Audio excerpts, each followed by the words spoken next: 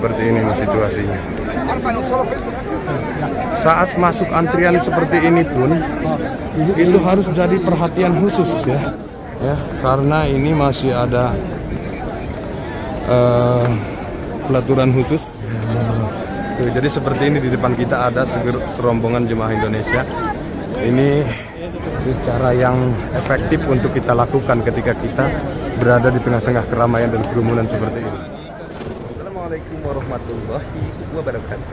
Jumpa lagi di channel saya El Bahar, dan di video kali ini saya mau sharing lagi terkait dengan beberapa hal penyebab jemaah umroh sering kali terpisah dari rombongan dan keder, bahkan mungkin bisa kita katakan nyasar ya. Itu semua tentu saja tidak lepas daripada rame dan padatnya kota suci Mekah Al-Mukarramah saat ini. Masya Allah, tabarakallah. Kita sekarang akan lanjut ke sana sambil nunjukin situasi dan kondisinya buat sahabat El Bahar. Siapa tahu juga bisa menjadi motivasi dan referensi ya. Makanya ikuti terus, dan baru kita di sini kita lihat, masya Allah, Allahu Akbar, jemaah nih luar biasa memangnya. Kita pandang dulu dari sini tuh. Dan sekarang nih bertepatan dengan detik-detik jemaah bubar sholat maghrib.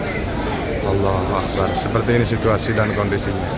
Dan tentu saja kita berdoa bersama dulu, mudah-mudahan seluruh sahabat El Bahar secepatnya bisa segera sampai datang ke dua tanah suci, menjalankan ibadah umroh dan haji. Amin. Allahumma ya rabbal alamin.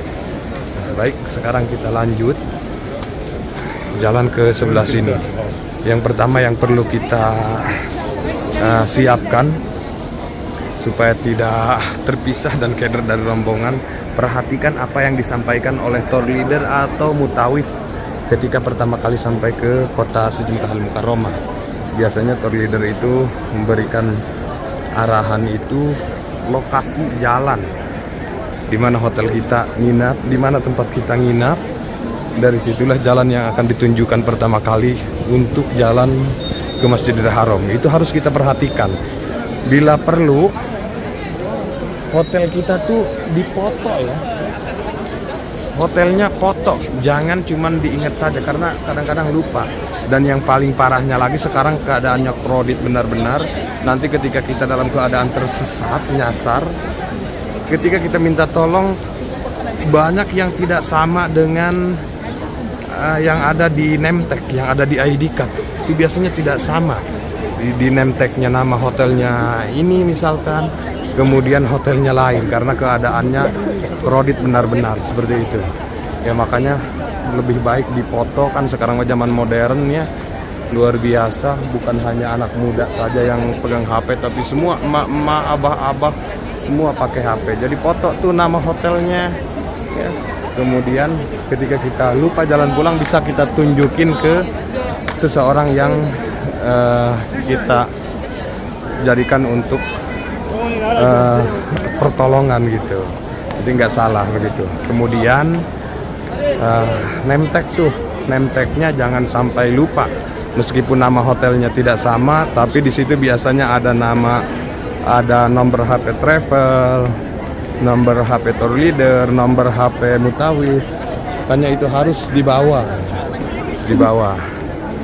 Itu penting banget, karena sahabat El Bahar ya, keadaannya tuh seperti ini. Sahabat El Bahar boleh perhatikan. Jadi ketika kita nyasar di dua tanah suci ini, bukan sebuah fenomena, bukan sebuah azab atau dan yang lain sebagainya gitu ya, tapi keadaannya yang benar-benar memaksa. Seperti ini kreditnya tuh keadaannya ya. Jadi kita terpaksa benar-benar lupa jalan pulang. Seperti ini situasinya ya. Jadi bukan sesuatu hal yang negatif, tapi itu benar-benar harus kita waspadai. Tuh lihat ya, masya Allah, tabarakallah. Dan bila perlu ketika kita keluar dari hotel ke Masjidil Haram, baik itu ke tempat shopping, ke tempat-tempat yang lainnya, bersama dengan grup, rombongan, teman sekamar mungkin, itu usahakan jangan terlalu lama terpisah ya. Bila perlu ketika masuk situasi seperti ini, bila perlu pegangan jangan sampai lepas. Karena lepas kita terhalang dengan 1-2 orang saja sudah beda lagi ceritanya. Karena sekali lagi kondisi dan situasinya yang benar-benar memaksa kita. Ya, dan situasi seperti ini bukan saja terjadi kepada jemaah, tapi warga Mekah dan mukimin banyak juga yang keder karena situasinya seperti ini. Makanya pokoknya harus hati-hati dan waspada aja. Ya. Masya Allah, subhanallah. Kita coba jalan lagi ke depan sana biar sahabat Al-Bahar tidak penasaran. Ini baru di beberapa saat setelah sholat maghrib aja ya. Nggak kebayang kalau habis sholat isya pasti 2-3 kali lipat daripada ini ramainya tuh. Allah Akbar. Kita jalan pelan-pelan. Sini masih ada banyak yang duduk santai karena baru saja selesai sholat ya, belum kena usir sama para petugas, masih dibiarkan santai-santai dulu seperti ini. Tapi ini tidak akan bertahan lama, pasti langsung suruh jalan ya. Tuh. Kita aja di sini jalan sampai susah. Coba kita perhatikan jalan menuju ke kawasan Mispalah sana tuh. Ya, seperti ini. Ya Allah, seluruh emperan Hotel Hilton, jam-jam tower penuh banget ya.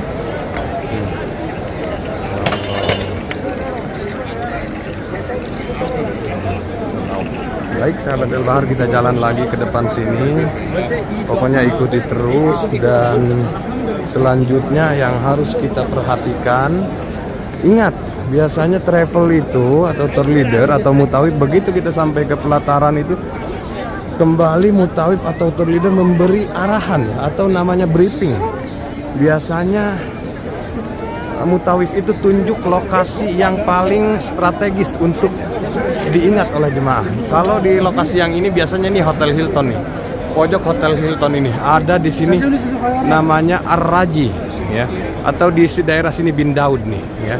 Dulu di sini ada namanya Bin Daud, sekarang nggak ada, diganti sama Carrefour. Tapi ini satu lokasi yang lumayan cukup strategis juga untuk diingat sama jemaah. Perhatikan tuh, bila perlu foto juga gitu. Nanti jalan kalau ke Mispalah hotelnya lurus ke sana, kalau ke kawasan Jabal Umar ke sebelah sana nanti. Mohon maaf tangan kiri karena kita pegang kamera ya. Kita belok lagi ke sebelah sini. Tuh. Seperti ini situasinya. Dan yang paling parah itu sahabat Al-Bahar, saya perhatikan tuh jemaah yang nyasar itu kebanyakan setelah sholat subuh ya, setelah sholat subuh. Karena biasanya setelah sholat subuh itu jemaah ketika masuk ke Masjidil Haram itu dalam keadaan malam, kemudian setelah keluar dalam keadaan siang. Makanya itu banyak sekali yang keder. Nah, di sini bisa kita perhatikan juga biasanya mutawif tunjuk ini nih, WC number 4 biasanya, perhatikan ya, WC number 4, dan di sebelah sininya WC number 8 untuk bapak-bapak. Itu biasanya dijadi patokan juga. Jadi perhatikan apa yang disampaikan oleh tour leader, mutawif, supaya tidak lupa gitu, tidak keder kita jadinya. Kalau di ujung sebelah sana sudah pasti nanti WC number 3. Itu kalau perhotelan kita di kawasan Ajiat pasti WC number 3. Nanti kita akan jalan ke sana supaya sahabat Al-Bahar pun tidak penasaran dengan situasi terkini. Masya Allah, tabarakallah. Dan mohon maaf sahabat Al-Bahar, ketika kita sudah terpisah dari rombongan, nyasar namanya, itu jangan sungkan-sungkan, jangan segan-segan cari orang di sekitar kita yang kira-kira bisa bahasa Indonesia ya. Karena semua yang ada di sekitar kita insya Allah semua orang baik, bisa untuk kita jadikan pertolongan gitu. Datang kemudian minta tolong, minta bantuan, tunjukkan ID card atau tunjukkan foto hotel, tunjukkan foto patokan yang sudah kita siapkan. Nanti insya Allah orang-orang di sekitar kita tuh tidak akan menolak untuk membantu seperti itu. Jangan ragu pokoknya ya. baik itu ke petugas. Cuman kalau ke petugas Masjidil Haram biasanya nggak pandai pakai bahasa Indonesia atau pakai bahasa Melayu ya. Jadi lebih baik kita langsung bertanya ke orang Indonesia misalkan, insya Allah akan bantu semua. Tapi kalau kita nunjukin foto, kalaupun petugas nggak ngerti bahasa yang kita bisa, itu mudah juga akan mengerti juga ya petugasnya. Tuh lihat di sini tuh, masya Allah, tabarakallah, seperti ini situasinya ya, padat banget. Tuh.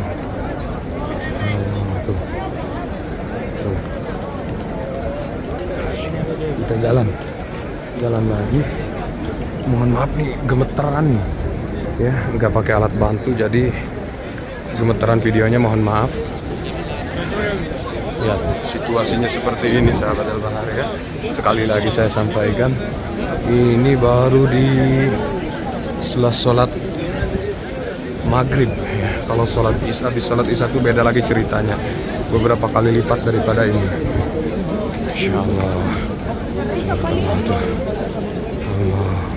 Semakin kita kesini, semakin rame, semakin padat. Dan satu himbauan penting buat sahabat Al-Bahar ya, ketika kita sudah sampai di Kota Mekah. Oh sebentar, kita lihat dulu di sini bagaimana jemaah detik-detik masuk ke tempat tawaf di sini tuh ya.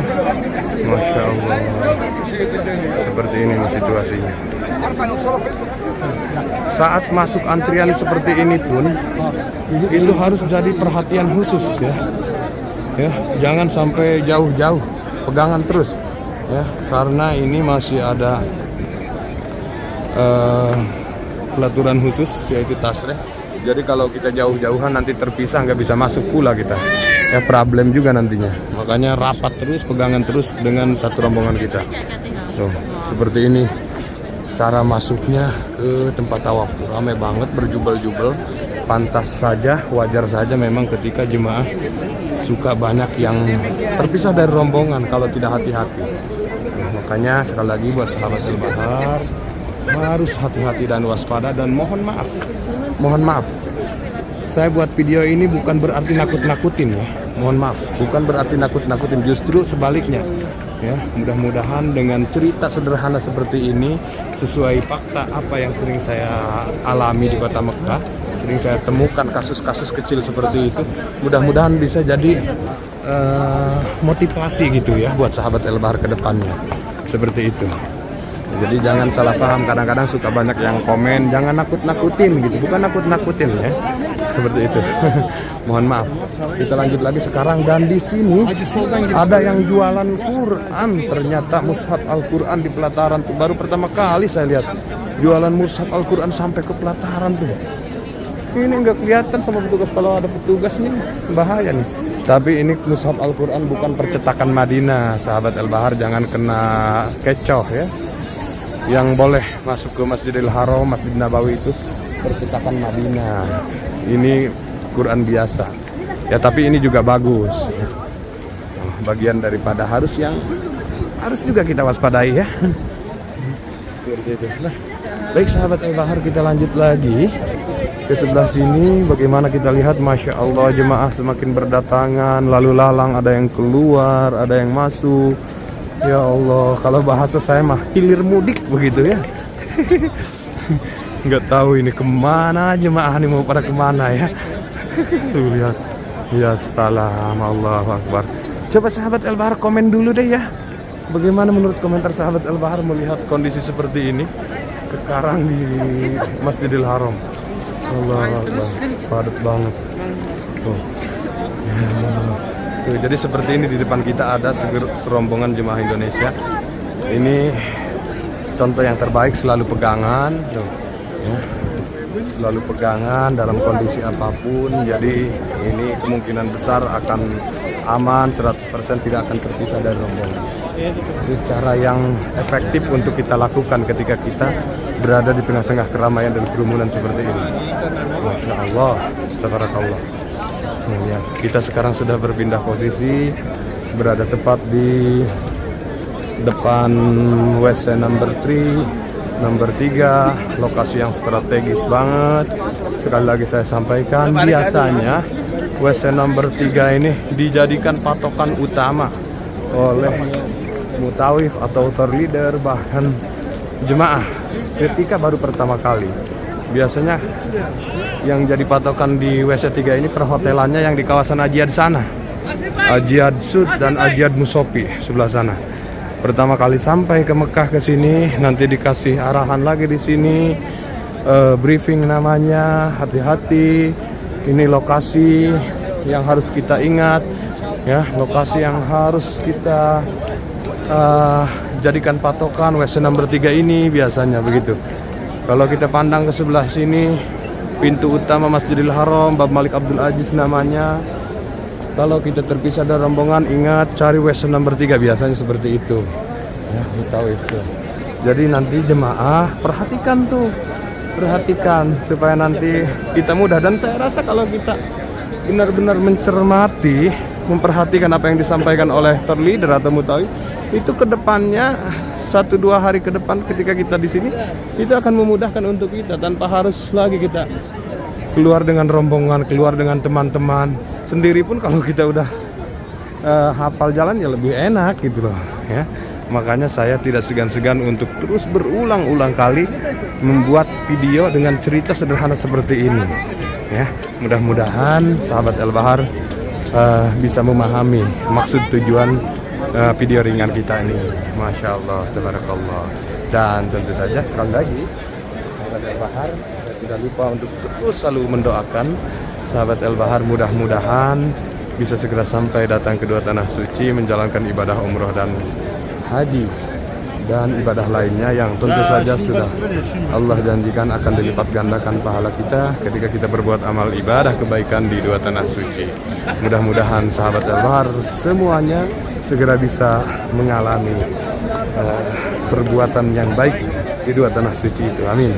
Allahumma ya rabbal alamin. Dan baiklah sahabat El Bahar, itu aja dulu yang bisa saya sampaikan dan yang bisa saya ceritakan di video ringan kita ini. Saya pun tidak lupa untuk mengucapkan banyak-banyak terima kasih.